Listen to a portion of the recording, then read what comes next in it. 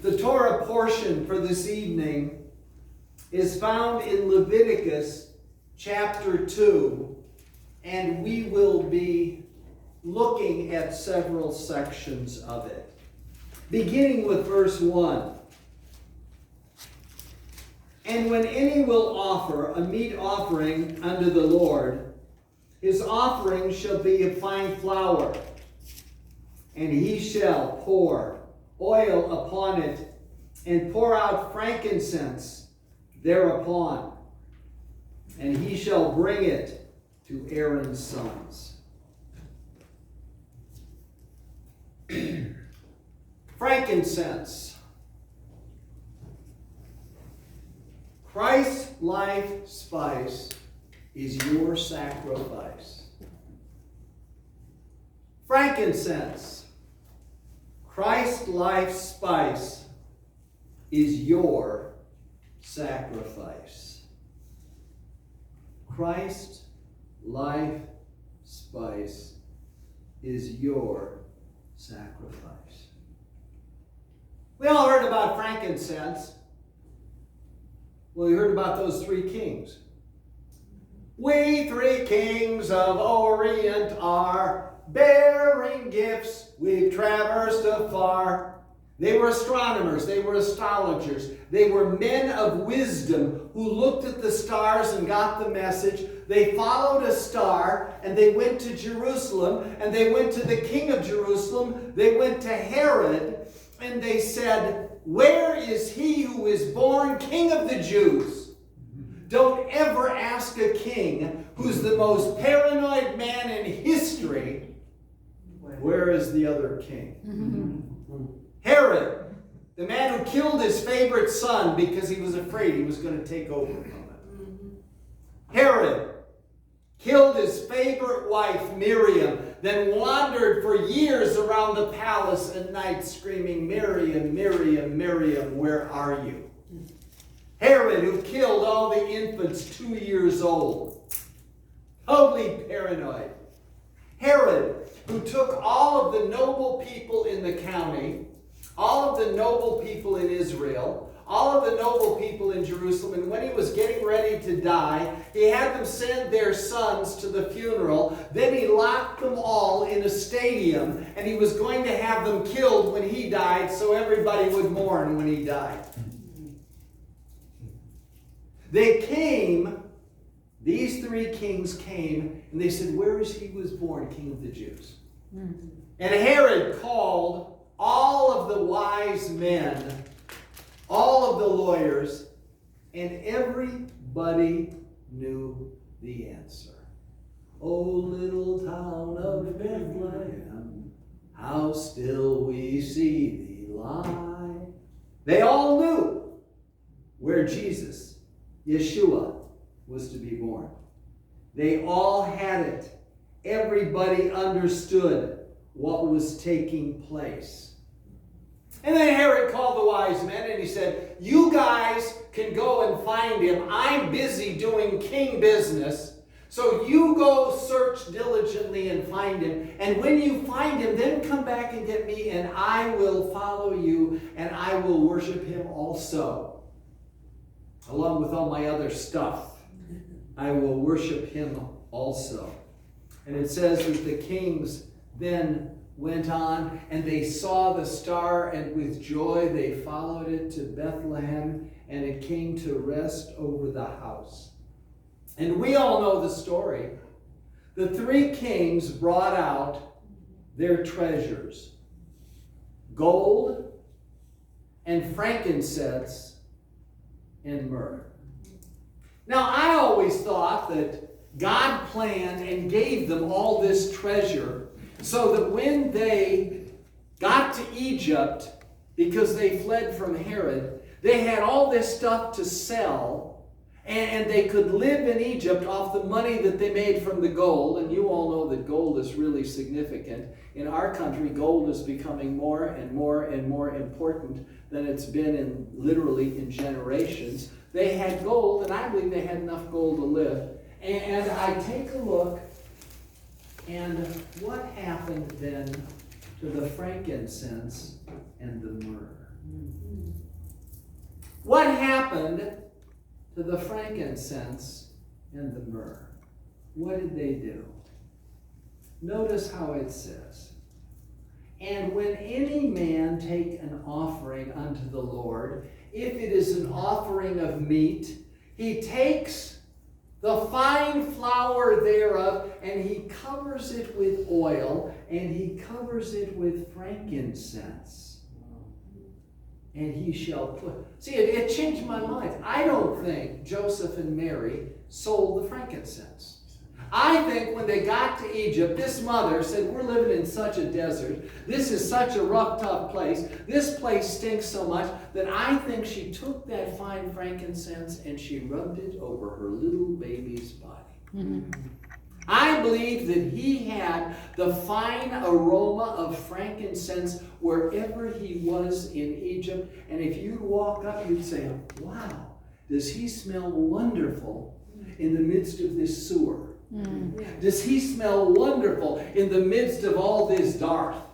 Does he smell wonderful?" Because she took and she wrapped the baby, not just in swaddling clothes, but she wrapped him in frankincense.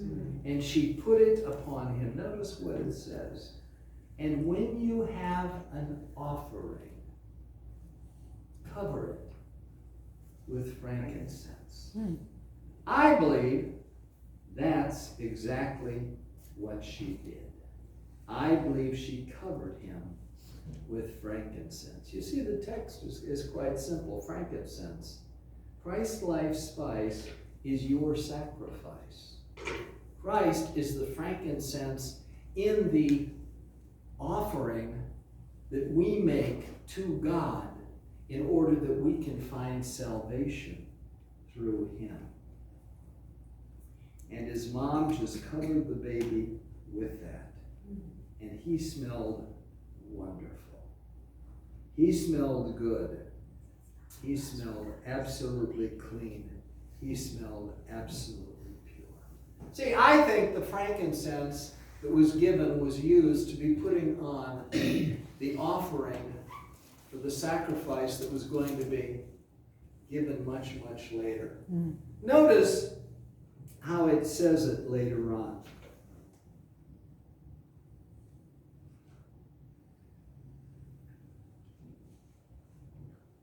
Jesus was a rather unknown child.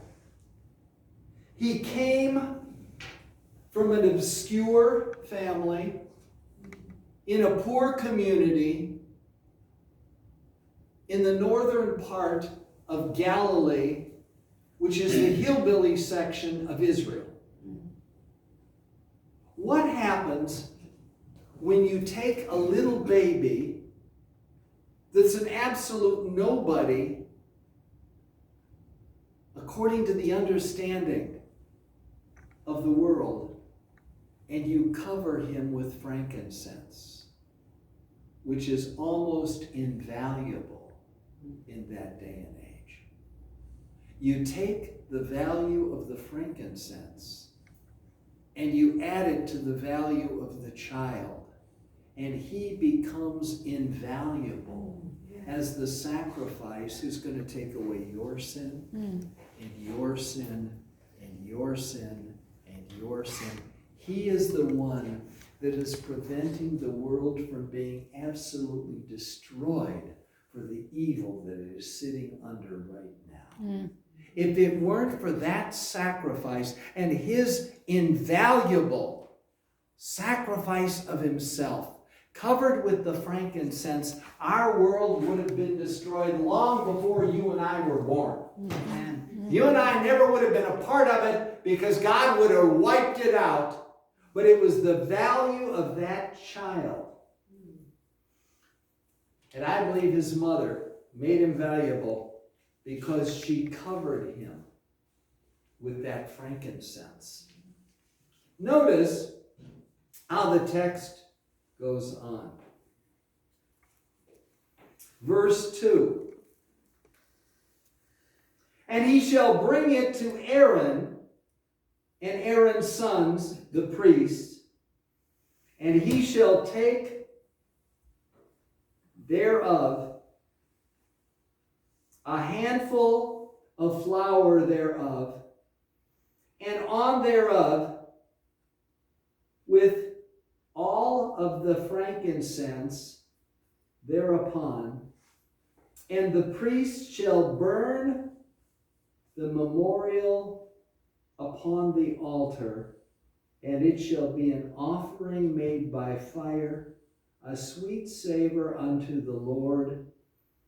And the remnant of the meat offering shall be Aaron's and his sons, and the thing most holy, an offering to the Lord by fire. Notice what was happening. They took this, went to the church, went to the tabernacle, went to the tent, they went to the place of offering, and they offered this into the hands of the priests. Notice how thorough God is. He takes and he sets up an entire priesthood that is going to sacrifice the offerings, and then they bring the frankincense, they bring the sense of the offering to them, and they take and they burn it upon the altar, except that which is the priest's. The priest lived off the offering by eating the offering that was left over. They burned a portion and they ate it. Any of you ever go to church and then go out and have prime rib? Yes. We get in the picture? We get in the picture? The priest spent all day working, slaughtering cattle. And then he'd come home with a prime rib for his wife and his kids. All those who were the priests were able to eat this blessing. And the prime rib was covered with frankincense. And it had that sweet smelling savor unto God. It was like a barbecue without a barbecue. And the blessing of God came upon them. Notice how God ties the priests into the offering which Yeshua was giving.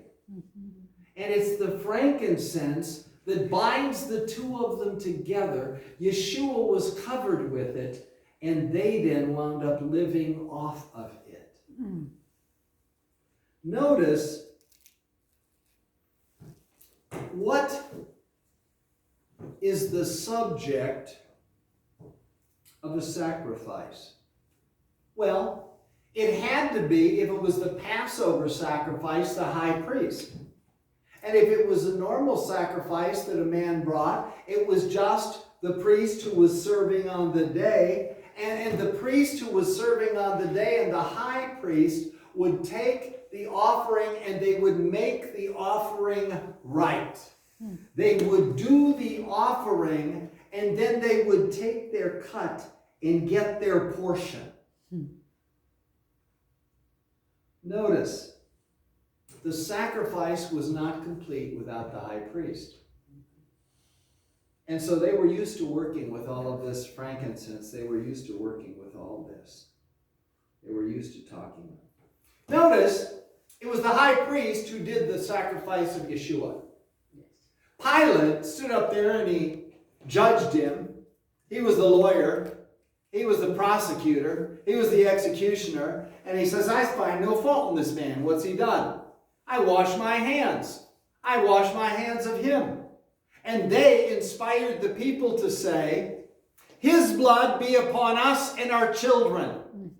His blood be upon us and our children. His blood be upon us and our children. And the sense of the frankincense lasted on them. You know, we have looked at a terrible, terrible time in history because Jewish people were killed in the Second World War just because they were Jewish.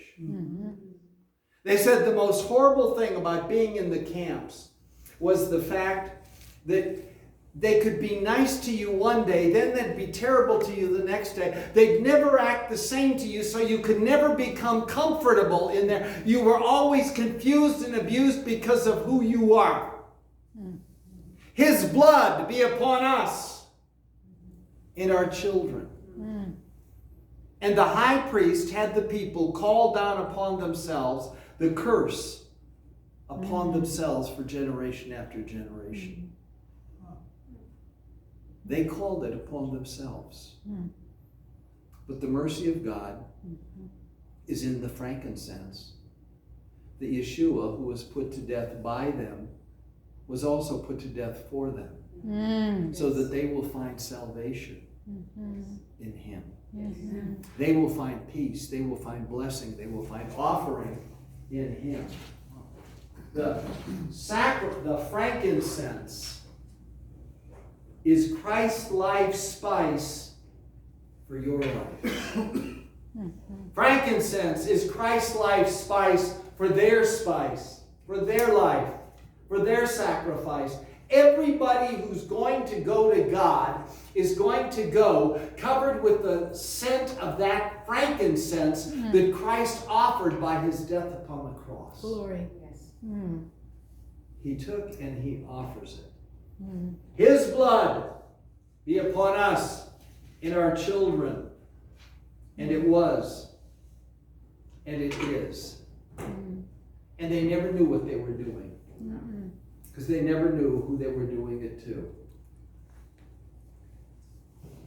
When Yeshua was getting ready to go to the cross, he went to Bethany to his friend who lived in Bethany and had sisters Mary and Martha. And Martha was the hardworking. She was the mistress of the house. She wanted to make sure that the meal was right. Be quiet and eat it. You know, that's a good dinner. Are you ready yet? Stop talking and joking and come to dinner. That was Martha. Yes. I mean, she just wanted it to be right. She didn't want everybody to be happy. She wanted to have them at the table at the right time. And then there's Mary. Mary, it says, just sat at Jesus' feet and listened to him preach. Sat at his feet, listened to him teach. Sat at his feet, listened to him talk. She sat at his feet and she said, oh, I just love to hear. And when he was laid out at the couch for dinner, because they had dinner in an unusual way, they had a round table in the center, and then they had like cots that went out from this table. And the slaves would bring the food there, and you'd lay down and eat. I mean, you don't even have to go to bed after dinner. You're going to bed right through the dinner. You're sitting there, and you're eating, and they're bringing the lamb, and they're bringing the pasta, and they're bringing all these family dishes. Yeah. Pasta. The pasta. You can tell what's cooking on my stove. Yeah. But they would have the food in the center, and they'd have all these laid out. And the Bible says it was Mary who came, and she took Jesus' feet, and she covered his feet with an ointment that cost a year's wage. Now, I don't care where you live. I don't care how you live. I don't care. A year's wage is a year's wage. Yes. You know? Yes. A year's wage is a lot to earn. Yes. And she came to Jesus, and she takes this pound of spikenard, which is actually like myrrh. Gold, frankincense, and myrrh. Puts it on his feet, wipes off his feet with her hair, and cries to cleanse his feet from the dirt of the street. And when Judas, good treasurer that he was, says, why was this money wasted? Why wasn't it given to me to carry so that I could take care of the poor like me? And Jesus said, don't bug her. That's the Hebrew. Don't bug her. Don't bug her, because she has done a beautiful thing in anointing my body for burial. She put on the myrrh on his feet before he ever got to the cross. So he was ready when he got to the tomb. And he was ready for the resurrection that was there. Picking up with verse 14 of the same chapter. Chapter 2, verse 14.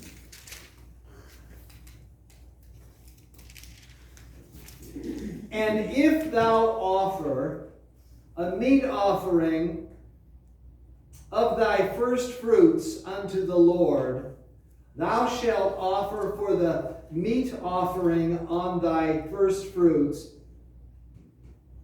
green ears of corn, dried in the fire, even corn beaten out of the full ear, and thou shalt pour upon it and lay frankincense thereupon as a meat offering, and the priest shall burn the memorial of it, part of the burnt corn of grate, and part of the oil of the grate, with the frankincense thereupon, for it is an offering made unto the Lord. Notice what they're saying there. It's frankincense. Frankincense is Christ's life spice for your sacrifice. Not the one you make, but the one you receive. Not the one you do, but the one that you are given. The sacrifice that is made for you and the sacrifice that is made for me. And the frankincense that was always added to the altar was the sacrifice and the reminder of what Christ was doing to add a sweet-smelling savor unto his people. Revelation chapter 1. Revelation chapter 1 says of Jesus Christ, he is the firstborn of the dead. The firstborn of the dead. We're often told that somebody's been born again when they receive Christ. I don't believe you're born again when you receive Christ. What I believe happens, and this is absolutely true when it comes to the creation that man participates with in God, because when a man and woman come together, they add a seed from him and they add a seed from her, and they do it at a time of tremendous joy and happiness. It's an ecstatic, good time. They have waited for their marriage. They have waited for the time. And this made it worthwhile for the wait. And suddenly they have it. And then there is a conception and a new life. But the new life has to stay in the womb where it can't go very far, can't grow very far, can't do anything but punch and kick. I've seen it punch, I've seen it kick. But it can't do much else until it's born. And when it's born, it comes out, and then suddenly a whole new world opens to it. It can go to Africa. It can go to Europe. It can go to the moon. It can go journeying around the world. When somebody has been born the first time, they can go all the way around the earth. They can take and they can write a symphony. They can write a book. They can do infinite number of things. And then, as they get old, and this is the part where you have to understand it, as somebody gets older and their body grows, they can receive the Spirit of Christ. And that is like the joining of the seed of the husband and the wife. It is the human being joined to the Spirit of God, and they start a new growth. This is where our generation is totally lost. Because what happens when you get that new growth? You need to be in a womb. And the womb of new growth for spiritual people is called the church. I don't need to go to church. I can believe without going to church. I know all those stories. I don't need to go. Besides, your church is full of hypocrites and fakes. I don't need to go to that church. I tried 3 or 4 of them and it didn't work. I watched television till I turned to the cartoons. You see, the church is the womb in which a human being and the Spirit of God grow together.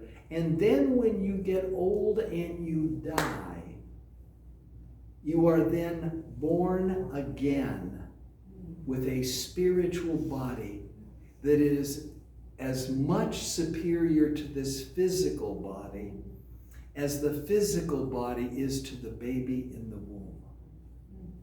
Do you get the relationship? Yes.